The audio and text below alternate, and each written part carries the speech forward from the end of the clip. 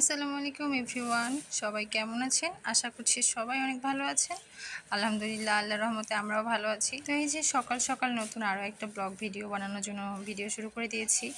একটা কাঁঠাল নিয়ে এসেছিলো, একদম ছোট্ট কিউট একটা কাঁঠাল। আমরা কেউই কাঁঠাল খাই না, আমার হাজব্যান্ড দু এক পিস হয়তো খাই। ছোট্ট একটা কাঁঠাল নিয়ে আসছিলো, তো দেখলাম এক পাশে নরম হয়েছে, এক পাশে হয়নি। ভাবলাম আজকে রেখে দিই, কালকে আবার পাকলে তখন বের করা যাবে। তারপর রান্নার প্রিপারেশন নিব, এই জন্য সকালবেলায় ভিজিয়ে দিয়েছি শিং মাছ।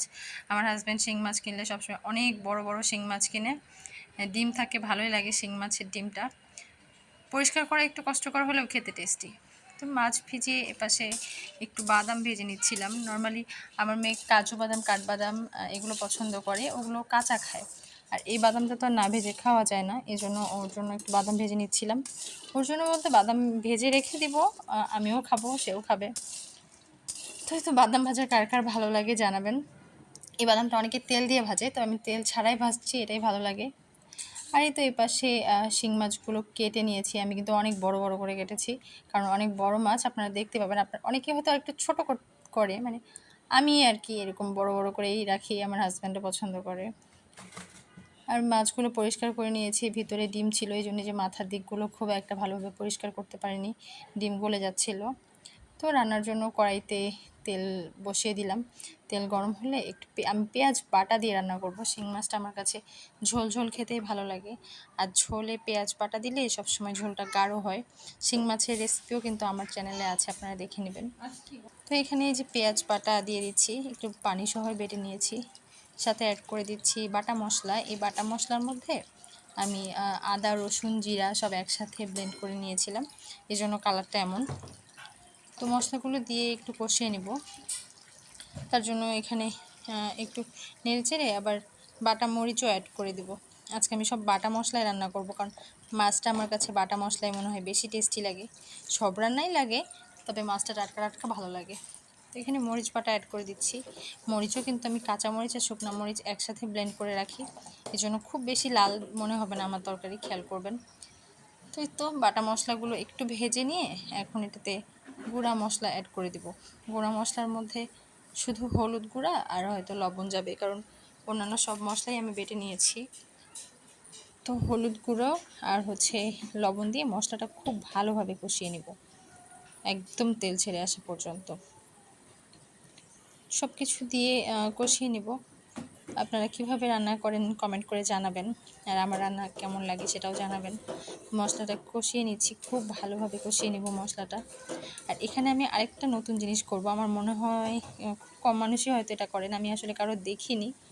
আপনারা কেউ করে থাকলে কমেন্ট করে জানাবেন প্লিজ। এখানে আমি কিছু পেঁয়াজ কুচি অ্যাড করব, কারণ এই পেঁয়াজগুলো আমার ঝোলের মধ্যে একটু একটু পেঁয়াজ ভেসে থাকলে দেখতে সেটা ভালো লাগে। যেহেতু বাটা পেঁয়াজ ইউজ করেছি, সেহেতু দেখার উপায় নেই, এই জন্য এভাবে দো পেঁয়াজের মতো কাঁচা পেঁয়াজটা অ্যাড করি। তো মশলা কষালে আর কাঁচা গন্ধ থাকে না। খুব ভালোভাবে কাঁচা পেঁয়াজ সহ কষিয়ে নিলাম। এরপর আমি মাছগুলো দিয়ে দিব। হ্যাঁ, দেখতেই পাচ্ছেন মাছগুলো কিন্তু অনেক বড় বড় করে কেটেছি, আপনারা চাইলে ছোট করেও নিতে পারেন। মানে প্লেটে দিলে ওই 1 পিস 2 পিস, এই জন্য একটু বড় করেই কেটে নিই, যাতে বারবার ঝামেলা না হয়, মনে হয় না যেন অল্প খাই। তো মাছগুলো একটু ভালোভাবে কষিয়ে নিতে হবে, সব মাছ দিয়ে মশলার সাথে কষিয়ে নিব। আর শিং মাছ কষিয়ে নিলেও অত প্রবলেম নাই, কারণ শিং মাছটা একটু শক্ত, আপনি যেভাবেই কষান। আরও তেলে দিলে মনে হয় আরও বেশি শক্ত হয়ে যায়, ভেঙে যাওয়ার চান্স নাই। তো মাছটা খুব ভালোভাবে কষিয়ে নিতে হবে। অনেকেই হাতে মাখিয়ে রান্না করেন, কিন্তু আমার কাছে শিং মাছটা কষানো খেতেই ভালো লাগে। তো দেখেন একদম মশলা ভাজা ভাজা হয়ে যাওয়ার মতো আমি কষিয়ে নিয়েছি, তারপর মাছ কিন্তু একদম ঠিকঠাক আছে, ভেঙে যায়নি। সব মশলা ভাজা ভাজা করে কষিয়ে এখন আমি এটাতে পানি অ্যাড করে দেব। তো আমি এখানে একটু বেশি পানি অ্যাড করব, কারণ আমি ঝোল করব। আপনারা ভুনা চাইলে পানির পরিমাণটা কমিয়ে দিতে পারেন। পানি অ্যাড করে ঢাকনা দিয়ে আরেকটু রান্না করে নিব। শিং মাছ এমনি একটু শক্ত শক্ত হয়, তো মোটামুটি একটু সময় নিয়ে রান্না করব, মানে 5-10 মিনিট আর কি, তাহলে হয়ে যাবে। কারণ মাছ রান্নায় তো অত সময় লাগে না। আমার কিন্তু এভাবে শিং মাছের ঝোলটা খুবই বেশি ভালো লাগে, খুবই বেশি। আরও একটু সামান্য পানি দিয়ে তারপর ঢেকে দেব, যেহেতু মাছ রান্না হবে প্লাস ঝোল থাকবে, পাতলা ঝোল। এই ঝোলটাই কিন্তু মানে শরীরের জন্য উপকারী। আগে অসুস্থ মানুষদেরকে শুনতাম শিং মাছের ঝোল খাওয়ানো হতো। তো ঢেকে দিয়ে যে পাশে চুলায় আরেকটা রান্না করব, আরেকটা রান্না বলতে ভাজি করব। এই জন্য তেল গরম করে পেঁয়াজ কুচি কাঁচামরিচ কুচি দিয়ে একটু নেড়ে চেড়ে তারপর হচ্ছে পটল ভাজি করব। তো এই জন্য পটল ভাজি দিয়ে দিব, পটল কেটে রাখা পটল আর কি। তো এখানে পটলের পরিমাণ কম মনে হতে পারে, আমি 4টা পটল নিয়েছি। 4টা পটলই ছিল বাসায়, যেহেতু আমার বাসায় সবজি খাওয়ার মানুষ নাই, মানে আমি একাই খাই সবজি, বাচ্চারা একটু একটু খায়। তো হলুদ লবণ দিয়ে পেঁয়াজ মরিচ পটল সব একসাথে এখানে বসিয়ে দিয়েছি, একটু সামান্য পানি অ্যাড করে দিব। আজকে ভাজিটা একটু নরম নরম ভাজি হবে ডিম দিয়ে। শুকনা ভাজি হলে পানি দেওয়ার দরকার ছিল না, ভাজতে ভাজতেই হয়ে যেত। তো সামান্য পানি দিয়ে 2 থেকে 3 মিনিটের জন্য ঢেকে দেবো, কারণ পটল থেকে এমনি পানি বের হয়ে তাড়াতাড়ি সেদ্ধ হয়ে যাবে। একটু নরম হয়ে গেলেই এটা ভাজার উপযোগী হয়ে যাবে আর কি। তো ঢেকে দিলাম 2-3 মিনিটের জন্য। 2-3 মিনিট পরে ঢাকনা খুলেই দেখতে পাবেন যে পটলগুলো একদম নরম হয়ে গেছে, সফট হয়ে গেছে। নিশ্চয়ই দেখে বুঝতে পারছেন, কালারও চেঞ্জ হয়ে যাবে। তো ডিম দিয়ে যেহেতু ভাজি করব, একটু পানি পানি আছে, এই অবস্থাতেই আমি ডিমটা দিয়ে দেবো, তাহলে পটলের সাথে সুন্দরভাবে লেগে যাবে। তো এখানে আমি একটা ডিম ফেটিয়ে এই পটলের ঝোলের মধ্যে দিয়ে দিব। ঝোল বলতে পানি আছে, এই জন্যই আর কি ঝোল বলা। তো আপনারা কারা কারা এইভাবে ভাজি করেন জানি না, আমি আসলে চিচিঙ্গা ভাজির মতো করার ট্রাই করছি। তো অনেক টেস্টি ছিল আউটকাম আর কি। আপনারা যদি ভালো লাগে এই রেসিপিটা তাহলে বাসায় ট্রাই করে দেখবেন, আসলে অনেক টেস্টি হয়। চিচিঙ্গার এরকম ভাজি খেয়েছেন হয়তো, পটলের খান্নিয়া যারা খেয়েছেন তারা তো জানেনই। আমার কাছে অনেক ভালো লেগেছিল। তো ডিমটা এইভাবে ভালোভাবে মিশিয়ে এটা একটু ঢেকে রাখতে হবে যাতে ডিমটা ভালো মতো কুক হয়। আর যেহেতু ভাজি একটু ভাজা ভাজা হবে, না হলে ডিমের তো একটা গন্ধ থেকে যাবে।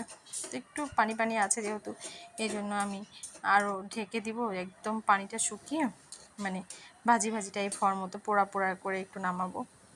তো সব মিশিয়ে আবারও ঢেকে দিব একদম পানি শুকিয়ে যাওয়া পর্যন্ত। তো হয়তো 2-3 মিনিট পর, মানে একদম স্লো কুক করেছি 2-3 মিনিট, তারপর আবার 2-1 মিনিট একটু নেড়ে চেড়ে নামিয়ে নিব। দেখেন লেগে গেছে, কারণ পানি শুকিয়ে গেছে, আমি অন্যদিকে মনোযোগী ছিলাম। তো ভাজিটা হয়ে গেছে, এবারে আমি ভাজিটাও নামিয়ে নিব। আর তার পাশাপাশি আমি আম কেটে নিয়েছি। এই সময় একটু আম খেতে মন চাইলো, মনে হলো যে আমটা খাই। তবে আজকে একটু মরিচ আর লবণ দিয়ে মাখিয়ে খাবো, ঝাল ঝাল খেতে মন চাচ্ছিল। আম কেটে মরিচ আর লবণ দিয়ে সাথে একটু সর্ষের তেল দিয়ে দিচ্ছি, মানে সর্ষের তেলের ফ্লেভারটা আম মাখার মধ্যে আমার ভালো।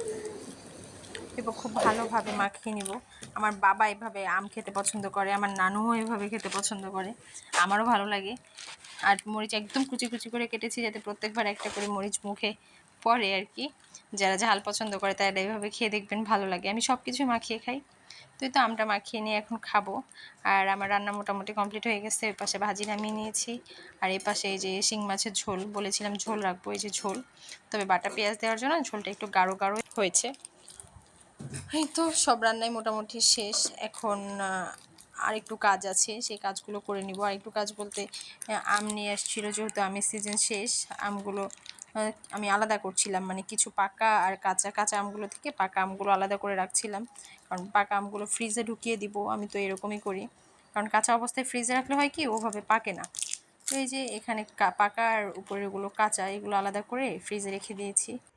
আর এই যে বাদাম ভেজে রেখেছিলাম মেয়ের জন্য, সেখান থেকে একটু বাদাম নিয়ে যাচ্ছি, যে ও বাদামগুলো খেয়ে তারপর ওকে গোসল করিয়ে দেবো। বাদাম শেষ করার পরে ওকে নিয়ে গেলাম গোসল করিয়ে নিয়ে, তারপর ওকে মানে ডাইনিংয়ে বসিয়ে দিলাম যে তুমি একটু বসো, আমি গোসল করে আসি। সে টিভি দেখছিল, কার্টুন টিভিতে দেখছিল, আর আমি ওকে রেখে গোসলে যাব আর কি। কিন্তু গোসল শেষ করে খাওয়া দাওয়ার জন্য চলে আসলাম। এপাশে ভাজি আর এই যে শিং মাছের ঝোলের কালার দেখেন। তো এগুলো তুলে নিলাম। আর আমার মেয়ের খাবার নিয়ে নিয়েছি, ও মাছ খায় না, এই জন্য কালকের যে মাংস তরকারি ছিল বুটের ডাল দিয়ে, সেটা আর একটু ভাজি নিয়েছি। আর আমার মেয়ে একটা দিনেও ভাত শেষ করতে পারে না, তারপরও মায়ের মন নিতে হয় ভাত প্লেটে। তো খাওয়া দাওয়া শেষ করে আমি আমার অ্যাসাইনমেন্টের কাজে বসে পড়ি। অ্যাসাইনমেন্ট করছিলাম, মানে ভার্সিটি যেহেতু সামনে ফাইনাল এক্সাম। আপনারা আমার অ্যাসাইনমেন্ট দেখলে অনেকে গেস করতে পারেন আমি হয়তো কোন সাবজেক্টে পড়ি। অ্যাসাইনমেন্ট শেষ করে ঘুমিয়ে যাবো আর কি। তো এই তো ঘুম থেকে বিকেলে উঠে আমার মেয়ে বলে কেক খাবো, পেস্ট্রি ছিল। তো পুরোটা খেতে পারবে না জানি, তারপরও নিলাম, কারণ কথায় আছে বাচ্চার নাম আর মায়ের কাম, মানে ও অর্ধেকটা খাবে আর বাকি অর্ধেকটা আমি খাবো। তুই তো ওকে খেতে দিলাম, আর এর মধ্যে ওর বাবা চলে আসে। ওর বাবা মোগলাই নিয়ে আসে, যেটা আমার অনেক ফেভারিট একটা খাবার। তো এই মোগলাইটা যথেষ্ট স্পাইসি ছিল, এটা প্লেটে সার্ভ করে আর কি নিয়ে যাচ্ছিলাম। তো আজকে ভিডিওটা এই পর্যন্ত, আল্লাহ হাফেজ।